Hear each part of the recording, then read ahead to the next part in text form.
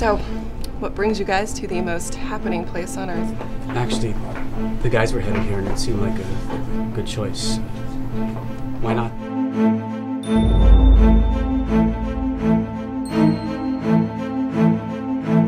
Come on, one beer and one drink's not gonna kill you. Live a little.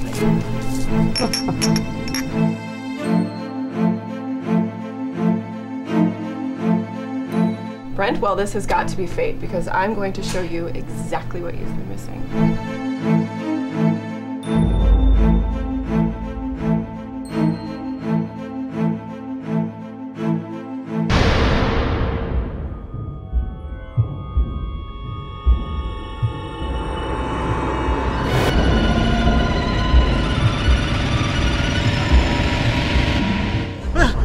Where are my friends? Let's just say they're resting. Your job is to observe and decide which scenario from the subject's minds makes the most sense. I won't be made. Let go.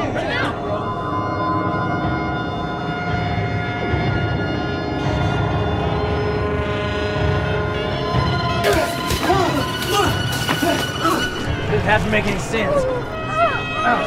If the mind dies, the body dies. Any last words?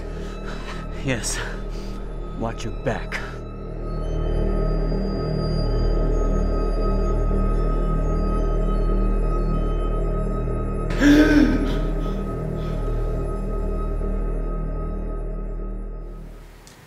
Hey, I'm Charlie LeSueur, and we're here today on BS talking about hope, and we have some very important people with us, the people who have given us hope. We have Ruben, Angelo, the producer, writer, and whatever you want, star of the segment that I saw, and we have the director extraordinaire, Kevin R. Phipps. And guys, I saw this the other night, and I was just blown away. I mean, this cost, what, $10, $20 to make? And it was really something. Kevin, tell us a little bit about Hope using the Mr. Theater. Very nice. Now, tell us a little bit about this, the project. Well, Hope is pretty much an in-depth, large-scale TV series dealing with a lot of different main characters in each episode. And in this particular pilot episode, we're dealing with the creation of man after the extinction of man, and one guy in particular, and how he fits into this whole storyline. Now, the one guy you're talking about, is that Ruben's character? Yeah. Okay. And this is, as I understand, Ruben, was your brainchild. How did you come about with this idea for Hope?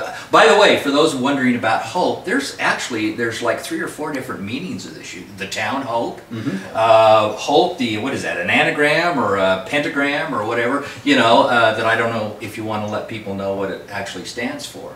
But also Hope for the future. Correct. That's what I got out of it. So, correct.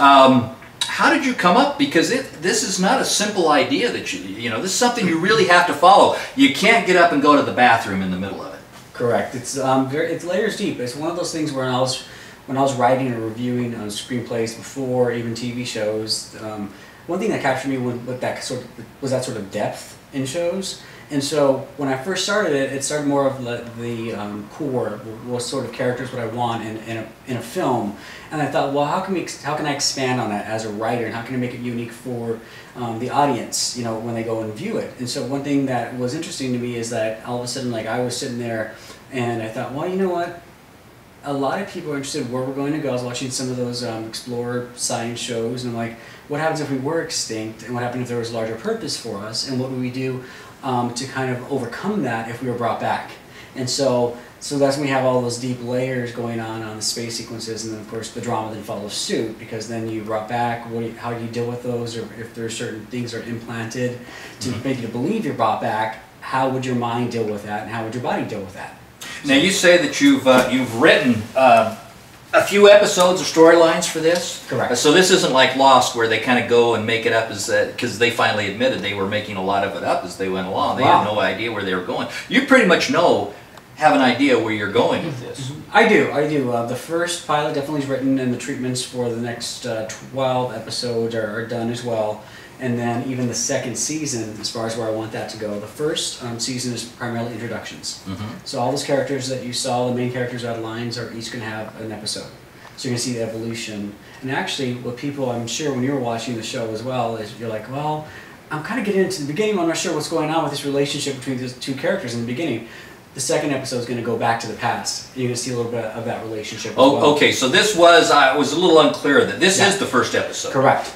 And then it goes back in the second episode. Or Correct. that was my question I was going to ask, whether this was the second episode in the series or there's a flashback. So now I understand that. Okay, so now Kevin, you also, I noticed you listed as being the editor for this. Is that correct? So let me ask you this: when you have Ruben on the set as a star, he's also the producer and the writer. You know where I'm going with this. Did you have a few little conflicts or little discussions about maybe how something should be shot or how a character should be played? Actually, you know, that's a good question. And the thing about Ruben and I is, we met through auditions one time, and then later he hired. You know, he called me and we went and had a drink and we talked about this, and then he hired me. And the one great thing that I think any director should have, and hopefully does have, is a producer that believes in you. So Ruben, you know, it was on set, he was the actor, and that was it. You know, there was no producer, Ruben, there was no, you know, all these different things. It was Ruben the actor, which was really nice because he trusted me implicitly with everything that I needed to do. And so actually, no, we didn't have any. What type of director are you? Someone that makes sure they get all sorts of different shots so they can cut, or do you know in your mind exactly, did you use storyboards or whatever to shoot it, and then when you went in to edit, that's all you had to work with? You know what I'm saying? Yeah. Some do that and some don't. Yeah, I really don't like to take more than 3 takes. It drives me nuts. So I tend to be very meticulous about where I'm going with the camera and what I need to shoot in order to get to the edit. And I know when to shoot a master, and I know when to say, okay, that we got plenty of that, we need to move on, because I'm also a professional AD. So that kind of helps me in the organizational process. Yeah. Wow. So you weren't the AD on this, though? No, no. Yeah, I was going to say, you can't do both. No. You can't be liked and hated at the same time. Now that, as a producer, I might have been like, can you handle it all? I mean, there's so much for an AD to do as well. Yeah, I mean, all these, I was amazed at the cinematography, the camera work on this. I know that it was brought up the other night, amazingly, how amazing it really is. And it was just incredible. How did you, the cinematographer, the cameraman, he must have a lot of experience, know where he's going with the shots, or do you have the input on that, or does he think of where he's going to place the camera? I hate to say it, but I'm pretty... Well, it's always a collaborative effort, that first thing, but I always have my ideas first. You know, I always go through and feel out the scene and let it play out in my head 5 or 6 times, and then a lot of times I'll go film the storyboards myself. It's just a regular camera. Film it all with the actors and then come back and go, okay, that doesn't look right, that doesn't look right, let's add this, let's add that. And then I try to think, what emotionally can we fuse with the actor? So, you know, for instance, one of the camera angles went completely upside down when you realize that his world went upside down. Right, I remember that. Yeah, so, and then at the same time, like I said, we get on set and, you know, some things may or may not work, or Webb, our cinematographer, may have some really amazing ideas, because he does, and so it becomes a very collaborative effort. And one thing I will add to that is that when I was putting the project together, and as Kevin mentioned earlier, I met him in an audition situation as an actor, but I liked him as a director without even having worked with him. I liked his work. So I knew that I wanted to produce. I wasn't telling the whole community that I wanted to produce. I was just doing my actor thing. I was observing, figuring out, you know, if I did certain types of films, what team would I want to work on those films? Kevin was the first person that came to mind on this project, and then the second name was the director of photography, which is Webb Pickers Go. And so I talked to Kevin. I said, well, "What do you think about Webb Pickers Go?" And he immediately said, "I think he'd be a good fit." So it really worked out well. Well, CGI plays a very important part in some of this. Matter of fact, you were mentioning it's not a sci-fi drama; it's a drama sci-fi, a dry-fi. So you know. And someone even mentioned that they saw a little bit of a Little House on the Prairie. Did you remember that? Which I was like trying to figure that one out. But I do notice a little bit of, in my mind, like a Kubrick like a silent running, or even going back to some of the old westerns like the Oxbow incident, things like that. Kevin, do you have an influence from a director that you use when you're directing? Believe it or not, I study a lot of French cinema. So Jean-Pierre Jeunet or Jean Caro are two of my favorite directors. And, you know, a little bit around the world, actually. Guillermo del Toro. Wow, you do have, yeah, you have that international flavor. Yeah, yeah. So did that affect a lot of the shots? It does. Some of the more experimental camera angles, you know, like the ones that go upside down or anything that I like to try, or the one that goes over the light and the light flickers back and forth. Yeah, well, I think that's what reminded me a little bit of Kubrick. With that type of rotation that you had going. Right, right. So you shot the pilot. Yep. Are you just going to leave it at that for right now and then sell it, or how? What do you think you're going to do from here with that? You know, I think in today's market, you need to be smart about where you're going with it. So, the first thing we did is we had our first, as you went to the first test audience screening, we got a lot of feedback, the surveys. The team, as a matter of fact, are going to regroup and figure out if there's anything that we want to tweak before we do the next. I think there's 5 cities that we're going to be going to for test screening as well. And then once we get to a certain level, at least this way, we can say, you know, we cleaned up as much as possible. And if all in all, which right now we're finding, at least from a lot of the feedback, 96% of people like the concept as well as they want to see the next episode. That's across the board. So even if there are slight issues, perceived issues, because a lot of professionals went and saw it as well, they rated us much, I mean, they're harder because on us because they're filmmakers. But even they liked it, even they wanted to see the next episode and wanted to see it to continue. So from that standpoint, it puts us in a good position because one, all the networks, most of them really care about is concept. So either they'll want to pay for the next episodes to get done, or they want to purchase it. And if we don't find anyone, at least we know it's good enough to stand on its own on its own accord without us having to go to a network. We can do something on our own and launch it ourselves. There's all sorts of different avenues you can go with it. It's interesting. You mentioned the screening.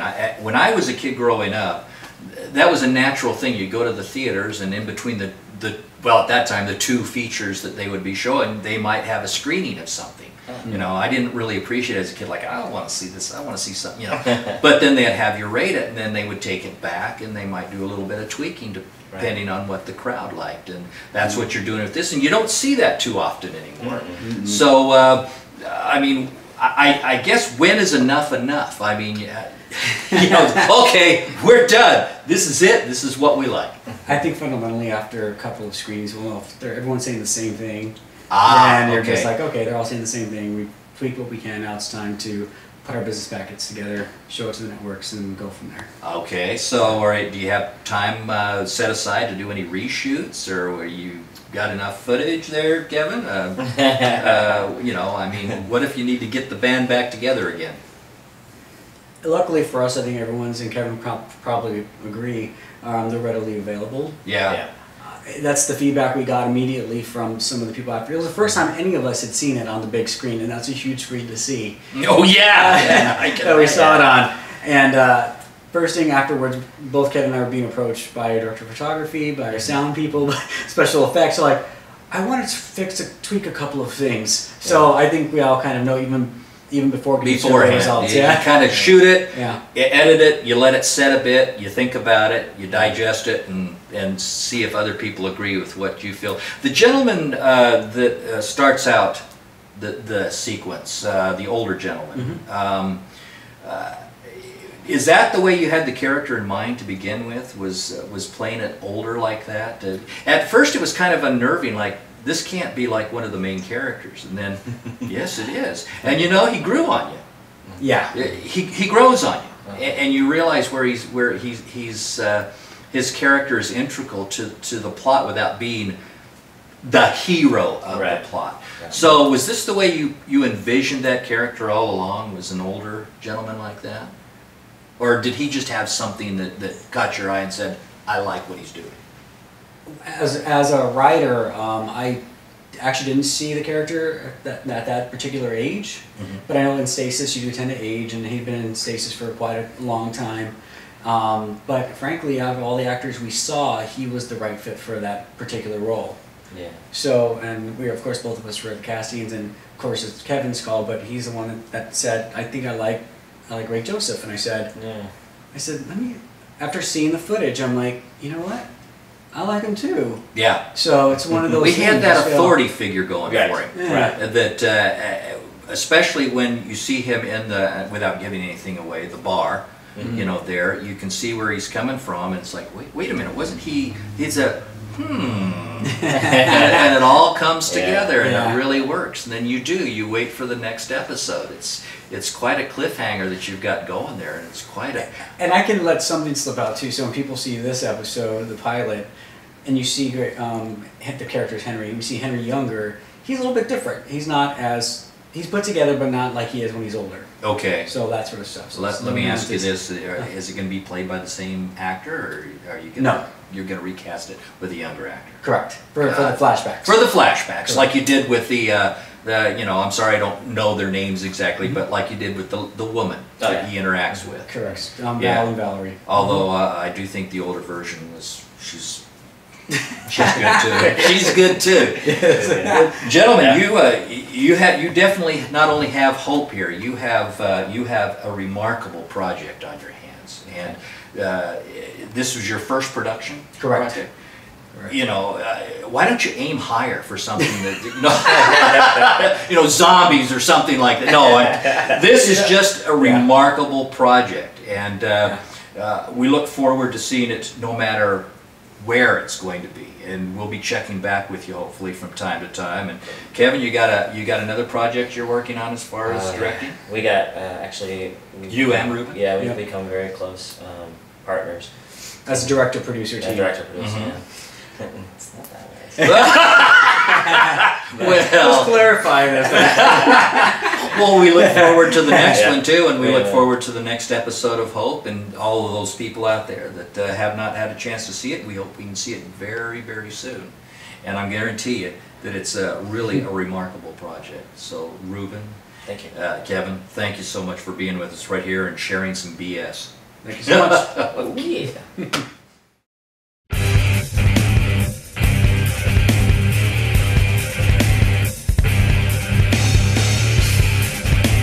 My dad drugged me into this. It's something we could do, the father and son, back in high school. And then I went to trade school while I was in high school, while also attending college.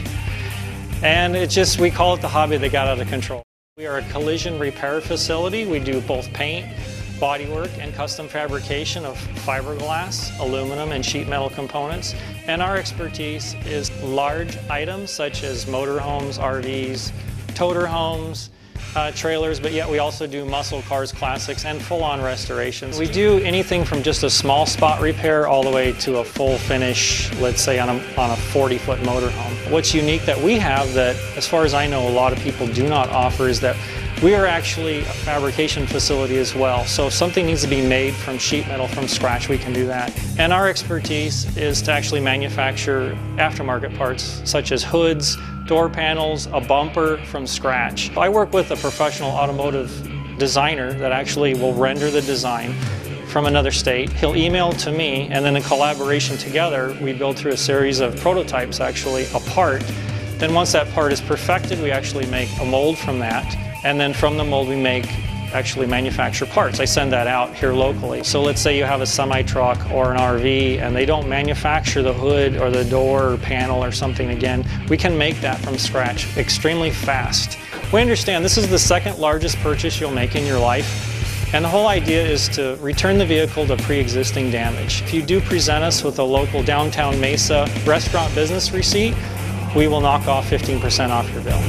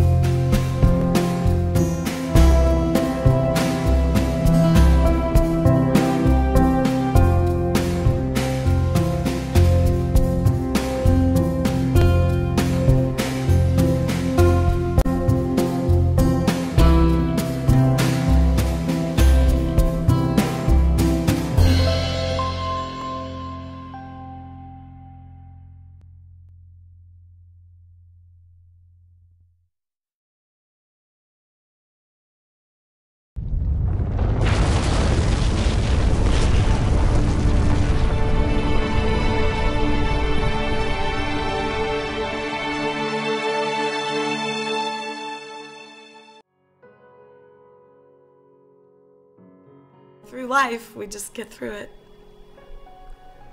If you had asked me before, I would have said I had no idea.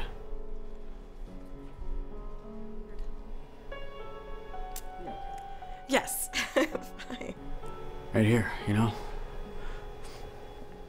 It's, I guess, a new way of life. It's something that never goes away. It's just something you have to adapt and get used to, I suppose.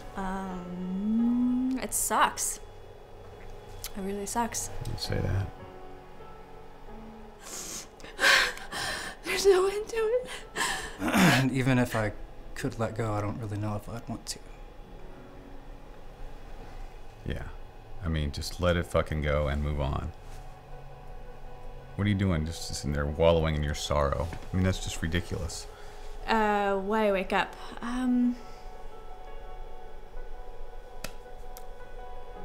I guess I wake up because I think maybe today will be different, you know? That it'll be fun, that there'll be something exciting about it. But I think I gave her a little push in the right direction.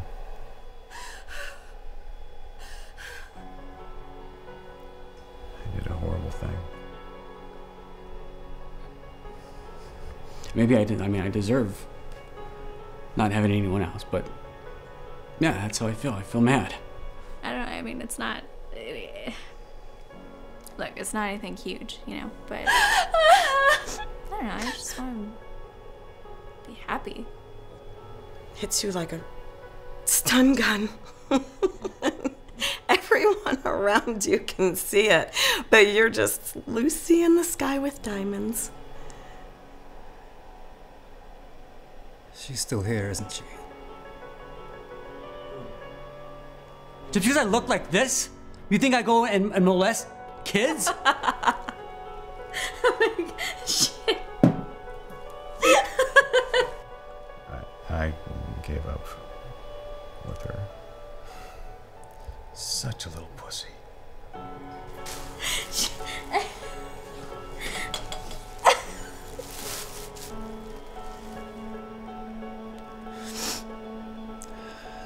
No way.